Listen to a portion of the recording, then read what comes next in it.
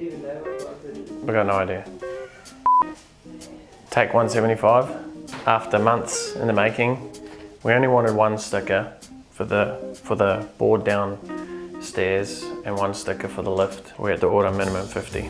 So, got a lot of stickers. I'm gonna start playing a bit of a sticker game and put it on everyone's bags and vandalize their content, basically. Anyway, welcome to another episode of All or Nothing. I'm Brett Campbell, founder of the Campbell Media Group, where we help businesses do more business by doing probably the hardest part of a business, really, is help getting them leads and customers.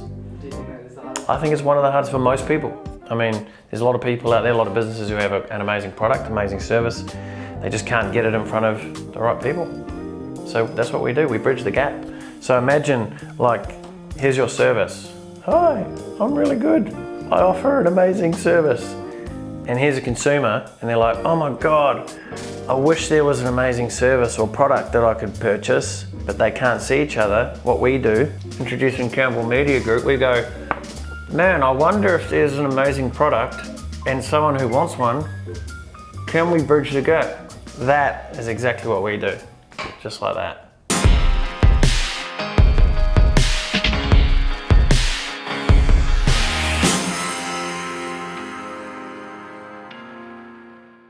I just did actually a dashboard for one of our new clients. Probably can't show you too much into it, but this month alone, $192,000, not bad, with a $6,600 ad spend. So we're sitting at about 30 times return on investment. Now, I don't want a flood of people going, I want 30 times investment. Like, look, not everyone's results are typical. You might only get 10 times, right? Even 5 times, you know. If you give me $1 and I gave you $2, I'm sure most businesses will be happy with that. However, that's not the point.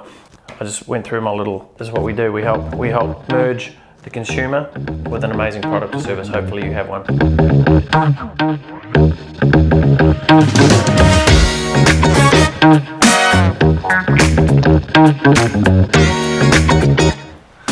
Why don't we put one right here? Put one on everyone else's. Yeah. Actually, I should go and put one everywhere. How many have you got? Just one? I reckon we put one in the lift by number 3. You reckon? Only took 10 months, mate. That one looks a bit pixelated, if I'm being honest. That's pixelated as. Or pixelated as. You reckon? Yeah. Like the grass. It's fine. Compared to that. It's fine. Pixel 3.1. No, put that one up there. Yeah. I'll just put it up there like this. Mate, don't f it up. Get it straight. Mate, I'm a cabinet maker. When I go to your house and your paintings are all crooked, it does my head in. Mate, my eyes are about as good as the horizon. I know your eyes are bad.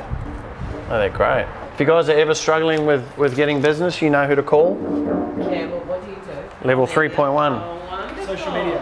Just come up to level 3.1. Apparently there's a business up there operating. Oh, don't crinkle it, dude. Look at your sausage fingers. Don't crinkle it.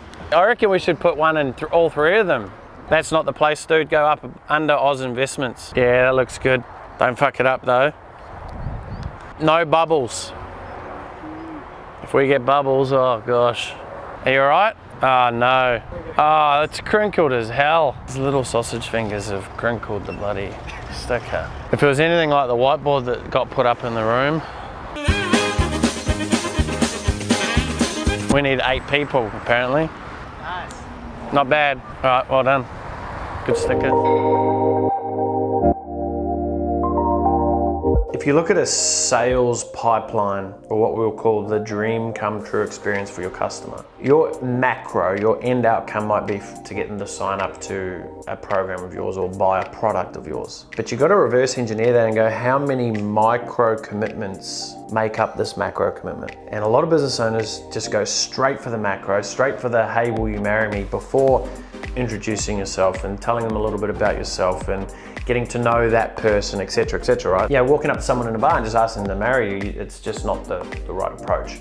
So looking at how many micro commitments make up this macro commitment as a part of my dream come true experience. You don't want people putting in their phone number first before the email. From a psychological level, having a phone number first has been shown to reduce opt-in rates. Really? Yeah. So when someone makes a micro commitment, they're more likely to make another micro commitment. Right? Yeah. So if you put phone number at the top before their name or anything, their first reaction to this is, oh, you're going to call me. Right? So Exactly. micro commitments are big, right? You know, the more you can get someone to commit, and that might just be taking the next step. So a lot of sales companies is they try and do a sale straight off the bat. But if you're talking a large volume product, there might be a number of 3 different sales meetings that you need to have throughout the journey. You know, one is just getting them to actually commit to find out a little bit more about what you've got. So again, that's a micro commitment. Then on the actual sales call, it might be, well, look, we've got another step that we want you to go through, and get them to know what they need to know to take the next step. So looking and being able to look at your product or service as an entire pipeline of what steps need to happen, you're going to be able to drastically increase your sales. Simple. Just by thinking of what you currently do differently. So again, it's going to matter to a small minority, but that minority could be the person that you talk to on the 11th time who ends up spending thousands of dollars with you, right? Then they need to be sent an email straight away saying, hey, thanks so much for entering the draw. Hopefully you win, fingers crossed. By the way, I'm not sure if you've seen or not, we made an offer to you about coming along for 14 days and getting a free personal training session valued at this. Please reply to this email if you'd like to take that up, and one of our awesome team will be in contact with you. They're going to be in contact anyway, but what will happen is you'll get someone to go through, they'll get that email and go, oh, reply, yes, I'd love to. That's a hot lead that you've got to get onto. So follow up, extremely important. You follow up as many times as you need to follow up. Again, I've got a number of different stories where someone said they weren't interested, but I asked them, and this is a little bit of a takeaway you can utilize, is at the end, they might not be interested. Say, look, just out of interest, I know you're not interested right at this moment, but is this something that you could potentially be interested in the future? And if they go, yeah, cool, follow up with me, and I'll go, oh, cool. What would, a couple of months, would that be all right?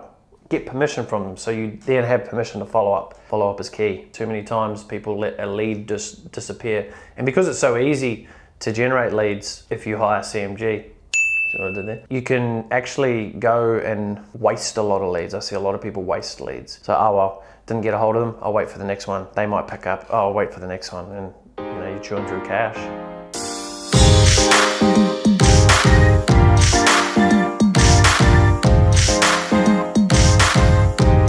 If I said to you, I just sold $300,000 worth of digital marketing, and you're wanting to run a digital marketing agency, you go, Brett, how the fuck and what the fuck? Yeah. They don't need to know I just went to one company and just signed a 10-year deal on, but it's the big, bright, shiny objects. What are these PTs? Because all this presentation is about is how do you get them to want to take the next step with you?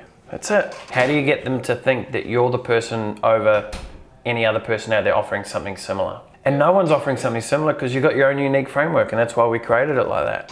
Like if I wanted to go do business coaching for personal trainers, I would be going along how I built 35 locations in 6 months. And I'd be pounding anyone who wanted to create a group training business. Because I got so much fucking street cred that you'd be naive and stupid to not want to listen to what I have to say. You've got to plant those seeds so people go, all right, what do you know that I don't? So I was discussing with one of my clients who is an expert in the health and fitness space, had numerous trainers, done hundreds of personal training sessions a week through his team, generating millions of dollars a year. And those are fundamental pillars of what it takes for you to start waving your flag, because there's a lot of people out there in the industry. It's just like with Campbell Media Group. And whenever I'm talking with someone, I'm like, well, I've personally spent over $2 million on Facebook ads. People want to know that stuff because they go, oh, well, if you've done that, you must know something, right? If I've been able to, in our health and wellness business, when we built our franchise, we went from 1 location to 35 locations around the country in 6 months. That is credibility. You need to be able to display your credibility when you are selling something. I'm not using that credibility to actually make the sale, I'm using that credibility to be able to get the person enthused and to be able to listen with a different set of ears. And think about this yourself when you've been in a conversation, and let's say you're in a conversation with 6 people you don't know, and you're going around in a circle. You're instantly trying to look for something that is going to spark your interest within any of the people. Goes to one person, they go, yeah, I'm a builder, I build homes for a living. Goes to the next person, I work as a waiter at the local restaurant. The third person goes, oh, I'm a billionaire, I've built 4 companies and sold them for, $800 million each. If you're into business and into money and your core values in life is money and wealth and so forth, you will be totally attracted to that. But that person can go, I built a cleaning company. Next, if he didn't say, but I sold them for $800 million, right? So you've got to make sure you're given the detail needed to spruik someone's interest. Because in the last 6 months, I've built a company where there's like 10 of us and we're full steam ahead. I've learned more in the last 6 to 9 months of operating this business than I have in the entire 10 years of what I've been doing. And I wouldn't have got that lesson if I didn't take that step back and go, you know what? I need to follow my intuition and do what I need to do here and be okay with it not working. Like the amount of sleepless nights I've had in the first few months, unbelievable. I was like, oh my God, what am I doing? But then I have to stop and go, hold on a minute, this is what you're asking for, Brett. You want to unleash your greatness, mate, you gotta fucking be the representation of it. I have to represent that. How can I share with anyone else how to unleash their greatness if I'm not doing it? That's the ultimate, right? Is being in tune with what you're really wanting. So often at times as the entrepreneur, as the business owner, you're faced with decisions that might scare the living bejeebers out of you. My advice, again, is, I'm not sure who made this quote up, but it's the whole jump off and build your wings on the way down.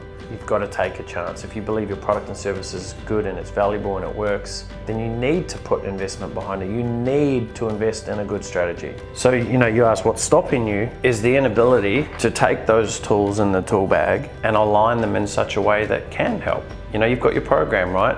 That's sitting there, there's content, there's information, but you haven't yet executed and put it in a specific order that it needs to be in to then get it tested by some people, take them through it, coach them, get them amazing results. Then you can launch it to the world after you make some iterations if needed. There comes a time where you can only have so many iterations of your product or your service that you need to just start getting it out there. Right? The amount of times I've talked to people and they're on their version 8 of their online course, or they're still getting this product manufactured because they need to change this, that on it. In that time that you're doing that, you're missing out on upfront sales that you could be getting, right? So it's that jump off and build your wings on the way down. If you need to do a version 3.76, just do it. It's like Apple, they're bringing out version 11.03. Okay, now there's another update. If they waited until they thought they had the best process or product out there, they would not be the most valuable company on this planet. So you've got to put your products, you've got to put your services out there. Of course, they've got to be to a level where someone would actually pay money for it and see it as value. But don't let your level of what you think it needs to be hinder the success of something that could already be just as good how it is already.